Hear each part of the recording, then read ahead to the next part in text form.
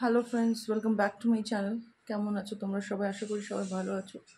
অনেক দিন ধরেই ভাবছিলাম যে ভিডিওটা করব, কিন্তু টাইম হচ্ছিল না করার। আর আমি সত্যি আজকাল ভীষণই বিজি ছিলাম, যার জন্য বেশি আমি কথা বলতে পারছিলাম না এই বিষয়টা নিয়ে। কিন্তু এই বিষয়টা নিয়ে যদি না বলি তো আমার লাগে খুবই খারাপ হবে যদি আমি এই বিষয়টা নিয়ে না বলি আমার চ্যানেলে। সো ফ্রেন্ডস, দেখতেই পাচ্ছ আজকাল কি চলছে সব জায়গায়। এক এক সময় মনে হয় যেন ইউনো মানে আমরা যে মানুষ, মানে মানুষ যে এরকম হতে পারে, এই ভিডিওগুলো না দেখলে হয়তো বুঝতে পারতাম না যে মানুষ এত নির্মম হতে পারে। ইদানিং যেটা চলছে এখন বাংলাদেশে দেখতেই পাচ্ছ কি অত্যাচার হচ্ছে মানুষদের ওপরে। প্রচুর প্রচুর ভিডিও আসছে সোশ্যাল মিডিয়াতে, এত মানে দেখা যাচ্ছে না, সত্যি দেখা যাচ্ছে না এত, মানে আর লোকেরা এত বেইমান হতে পারে এটাও দেখা গেল। মানে একটা প্রধানমন্ত্রী সারা জীবন সে মানে মানুষদের রক্ষা করলো, তার দেশের সব লোকদের রক্ষা করলো, তাদের এত ভালো মানে চাকরির থেকে শুরু করে সব কিছু বলতে গেলে কি ছিল বাংলাদেশ, সে কি তৈরি করেছে বাংলাদেশকে।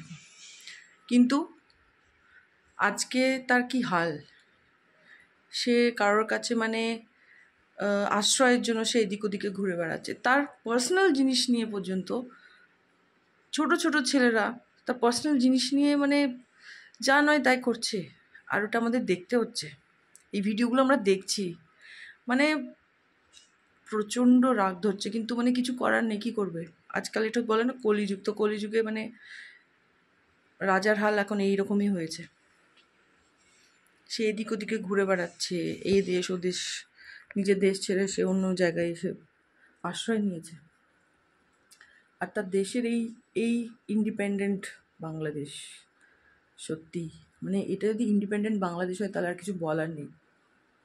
এত বিচ্ছিরি ভিডিও আমি দেখেছি, মানে আমি আমি রাত্রে ঘুমোতে পারছিলাম না বলতে গেলে। এত মানে ভেতরে যাচ্ছে ওই ভিডিওগুলো না, মানে যখন আমি এইসব চিন্তা করছি, মানে মানুষ এত নিচে নামতে পারে।